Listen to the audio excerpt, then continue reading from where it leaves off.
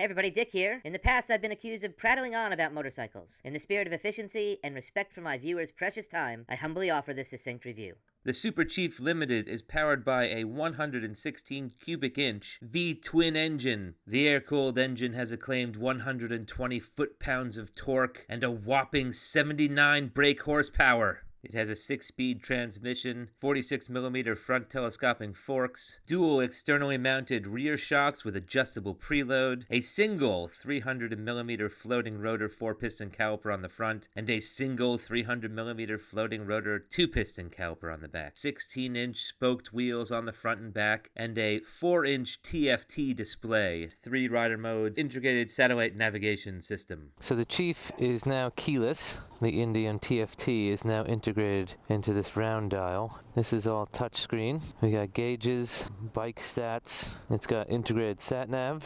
I have 3 riding modes: standard, tour, and sport, which is pretty torquey, I'm told. This is all about throttle response. Let me show you how ridiculous this kickstand is. And I'm struggling to get the end of the kickstand to kick it up. So this works with gloves, which is helpful.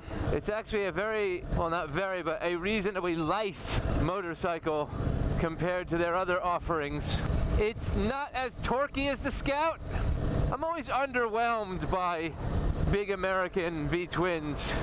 It's a shiny cruiser a la 2002. If I open it up, if I trust the fact that the engine will fly itself apart, it's a straight line highway cruiser. I got lots of vibrations in my ass, way up in my ass. Holy cow. Fanny, you should sit on this. Holy cow, that was a lot of vibrations. This is not rev very high. Very torquey, very fast, but 4,000 RPM is rattling itself apart, and I'm getting sexually satisfied in my anus right now. Under 2,000 RPMs, it's boring. I'm about as impressed with it as I thought I'd be. These things don't really float my boat. You can feel the weight is really low. It's about 50 kilos more than a Scout, but it feels as light. Standard mode, the fueling is very off on. It's very jerky. You can see the suspension dive when I roll off the throttle. The fueling is as choppy as the other Indians I've ridden. I do feel comfortable filtering through here. This is a bit confusing to me, this exercise in the Chief. This wants to be a Harley. This wants to replace the Harley, I think. The transmission feels like an old cruiser. Clunk, clunk, clunk. Self-canceling indicators, so that's pretty neat. This is offering a bit of technology. No traction control, but you got some rider modes that affect the throttle response. I hate these windshields though, because I never know whether to look over it or under it.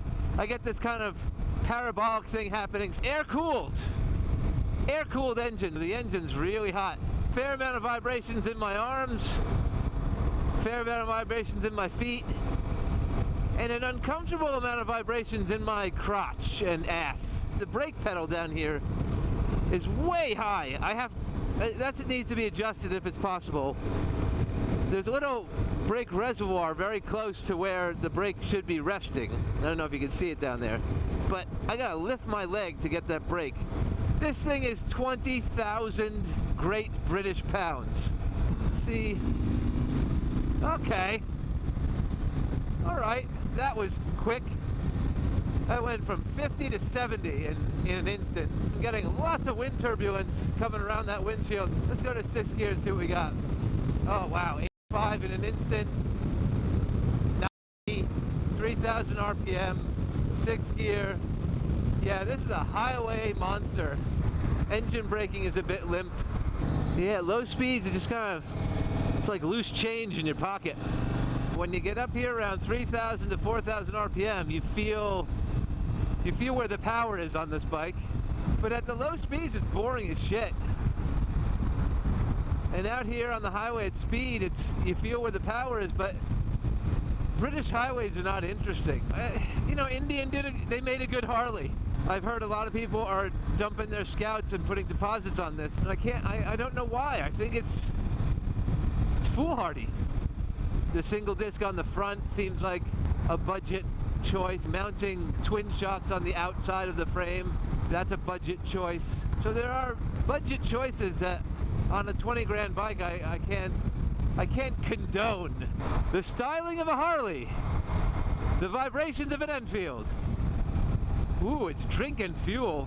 The rider mode is really a workaround from the poor fueling. So the touring mode is really their workaround for their poor fueling. That's a bit disappointing. The sat nav sucks. So it says I'm 100 feet from my turn. Bumpy. It's not plush. Clunk. Tick-tonk. I do like that feature. Yeah, I would be enjoying this road much more on my Royal Enfield. Suspension is too stiff on this big old cruiser. The transmission is lovely. It's precise, clicks into gear. I feel a bit hesitant around the turns. The slow speeds, it feels kind of empty and weak. The high speeds are too vibey and turbulent. I'm still having issue with where to look on this windscreen. There's too much to forgive on this bike, and it's not a terrible bike. It's not terrible, but there's so much more to be had for so much less. This road is being squandered on this bike.